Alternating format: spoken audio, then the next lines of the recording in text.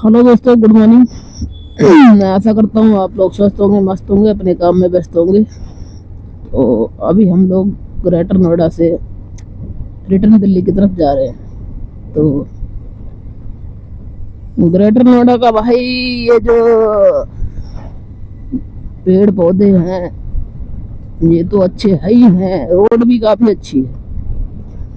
Road काफ़ी अच्छी है तो इसका एक फ़ायदा भी है, एक नुकसान भी है। यहाँ दूर दूर तक कुछ ऐसे भी रोड हैं जहाँ तुम्हें आदमी दिखेंगे ही नहीं, दूर दूर तक बिल्कुल खाली। और दिल्ली में भाई पैर रखने की जगह नहीं है रोडों पे। तो इनका ये अंतर है दिल्ली और नोएडा में। और यहाँ कुछ सर्विस रोड है, वन वे है, कुछ है टू वे है। तो यहाँ देख के थोड़ा चलाना पड़ता है सर्विस रोड में। और आप भी अगर चला रहे हैं तो थोड़ा देख के चलाएं, क्योंकि सर्विस रोड है तो कुछ भी हो सकता है। और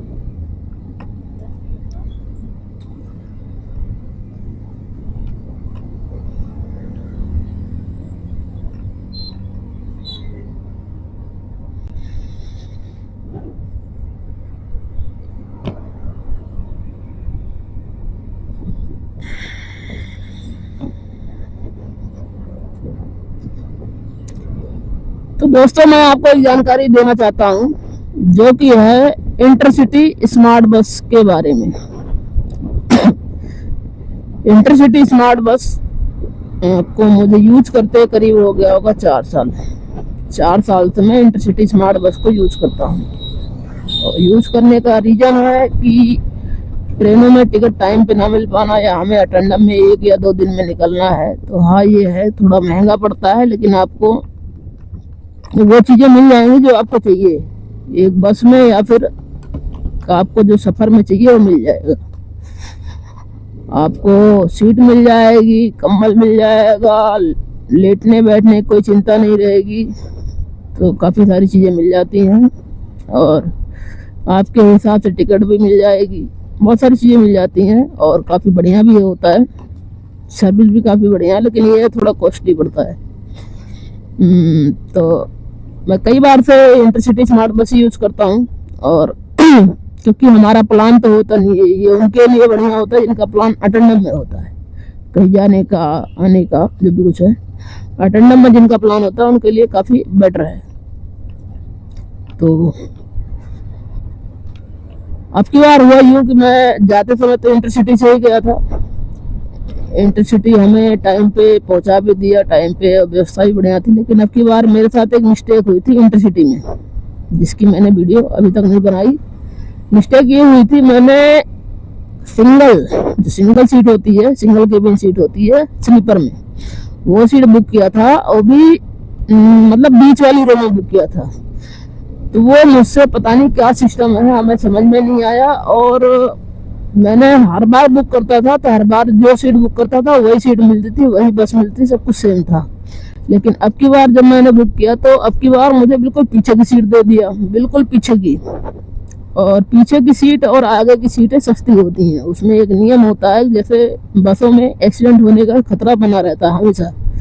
कभी कोई किसी भी कंडीशन से मान लीजिए अगर एक्सीडेंट होता है तो या तो आगे से जाता है या तो पीछे जाता है। तो इसलिए जो बीच की पैसेंजर होते हैं वो बराबर सेफ होते हैं, जो लोगों का मानना है या जो देखा गया है एक्सपीरियंस के हिसाब से, बीच के पैसेंजर सेफ होते हैं। मैंने बीच की सीट बुक करी, लेकिन जब मैं बुक करने के बाद वहाँ पहुँचा तो मुझे वो दिख रहा है कि पीछे वाली सीट है। उनसे मैंने कंप्लेंट करवाई, जो हमारे बस में होते हैं।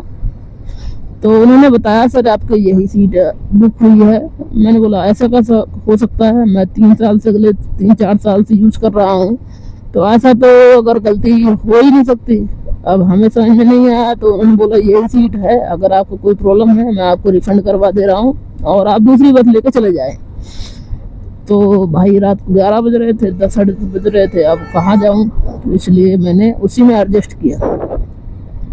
लेकिन एडजस्ट करने के बाद में मेरे साथ प्रॉब्लम ये हुई कि पीछे का वेंटिलेशन सिस्टम जो होता है उनका चालू होता है, क्योंकि एसी बस होती है, अगर वो बंद कर देंगे तो प्रॉब्लम होने लगेगी, मतलब दम घुटने लगेगा, ऐसा होगा। तो उसमें वेंटिलेशन सिस्टम चालू रहता है। तो चालू में उसमें क्या हो रहा था, पीछे से ऐसी स्मेल आ रही थी, मतलब बहुत गंदी वाली स्मेल आ रही थी मुझसे, मतलब उल्ट लग रहा है, उल्टी हो जाएगी। लेकिन मैंने जैसे तैसे एडजस्ट किया। तो अब की बार बहुत गंदा रिव्यू रहा इंटरसिटी स्मार्ट बस का। और मैं जो रिटर्न आ रहा था, रिटर्न आते समय मैंने एक जिम बस निकली हुई है, नीले कलर की होती है, तो उसको मैंने लिया था अब की बार। पहली बार, मैं पहला एक्सपीरियंस बता रहा हूँ। तो उसमें मैंने बुक किया था डबल केबिन में पीछे वाली सीट। आते समय भी पीछे वाली सीट मिली थी। तो उसमें क्या था, मैंने आते समय पीछे वाली ही बुक किया था, क्योंकि उसमें सीट सारी सब भर गई थी, पीछे वाली ही खाली थी। तो उसमें सर्विस तो बढ़िया थी और उसका प्राइस भी काफ़ी बेटर था।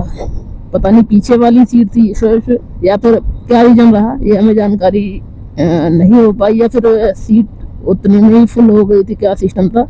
मतलब काफ़ी बढ़िया प्राइस में मिल गया था और सुविधा भी काफ़ी बेटर है। जैसे कि इंटरसिटी में है, आप पहुंचोगे, आपको OTP शेयर करना पड़ेगा, उसके बाद वो आपको बोतल वगैरह देंगे, और जो कोई कंप्लेंट है आपको उनको बताइए और सॉल्व कराएंगे, और आपको प्रॉपर एक जो आपका सीट होगा वो आपको मिल जाएगा और आप सफ़र आराम से कर सकते हैं। सेम सिस्टम जिंग बस में भी था। और जिंग बस में बस ये है कि पानी थोड़ा चेंज था वो पतंजलि का पानी देते हैं या फिर बिस्लरी का देते हैं, 3 का कोई और अदर ब्रांड था, जो कि पानी पानी ही होता है। थोड़ा बहुत अंतर था लेकिन ठीक था, सब कुछ ठीक था।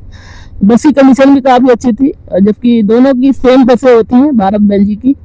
भारत बेंच उपयोग करता है, इंटरसिटी भी वही सेम वो भी यूज करता है, तो उसमें खास कोई अंतर नहीं है। और टाइमिंग का और चलने का भाई बढ़िया एक नंबर सिस्टम होता है। अगर आपको कहीं जाना है, टाइमली पहुंचना है, सेफ पहुंचना है, तो आप इन दोनों में से चूज कर सकते हैं। ये अपना पर्सनल अनुभव में बता रहा हूँ, जो कि मैंने खुद अनुभव किया है और खुद में ट्रेवल किया हूँ। हाँ, ये है कि जिम बस का मैंने देखा है थोड़ा ऊपर नीचे रेट रहता है, लेकिन इंटरसिटी में क्या होता है, अगर पीक टाइम है, शादी विवाह का टाइम है, थोड़ा रेट कॉस्टली पड़ेगा, लेकिन चल जाएगा काम मेरे हिसाब से। तो कुछ इस प्रकार से आज की मैं जर्नी बताने वाला था, जो कि आपको मैंने शेयर किया। और हमारी वीडियो आपको कैसी लगती है आप लोग कमेंट में बताइएगा, और नेक्स्ट टॉपिक क्या होगा आपके लिए, किस चीज़ पे आप वीडियो जानकारी चाहते हैं, आप ये भी बताइएगा। और अभी मैं पहुंच गया हूँ मेन रोड पे, सर्विस रोड से मेन रोड में एंट्री करेंगे अब हम। तो देखिए कुछ इस प्रकार से, ये जो अभी जिस रोड पे मैं चल रहा था इनको सर्विस रोड बोलते हैं, और ये आगे मेन रोड जो मेन हाईवे एक्सप्रेस वे होता है, ये दिल्ली मेरठ एक्सप्रेस वे, दिल्ली और परी चौकला एक्सप्रेस वे है। तो कुछ इस प्रकार से है, ये मेरे हिसाब से सेक्टर 142 ही है।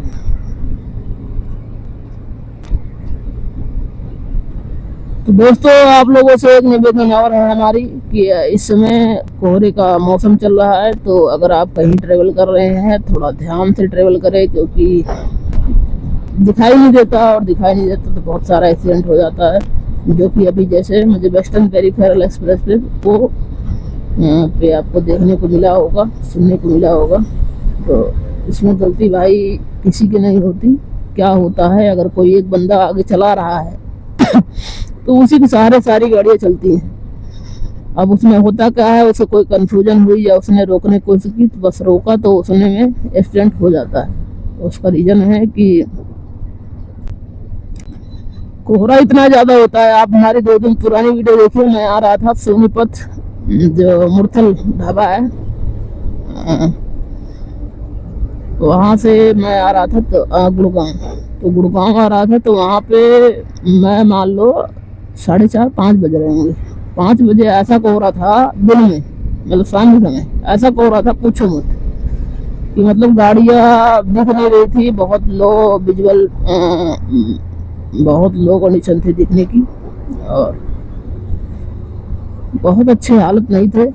तो इसलिए आपसे रिक्वेस्ट है कि आप अगर निकल रहे हैं तो थोड़ा आराम से जाइए, लेकिन सेफ सुरक्षित जाइए, क्योंकि रोडों पे देखेगा नहीं तो बहुत सारी गाड़ी एक्सीडेंट हो जाती हैं। और हाईवे पे जानते ही हैं आप, गाड़ियाँ तेज चलती हैं तो कुछ चाह के भी कंट्रोल नहीं होता। अगर आप थोड़ा मोड़ा दिख रहा है आपको तो कंट्रोल हो जाएगा।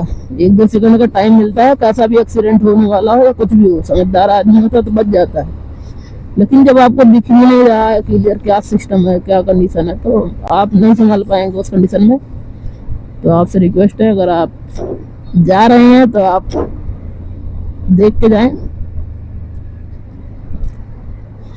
और इसी बात के साथ मैं अपनी आवाज को यहाँ विराम करता हूँ। और आप लोग लाइक कमेंट शेयर जरूर करें, और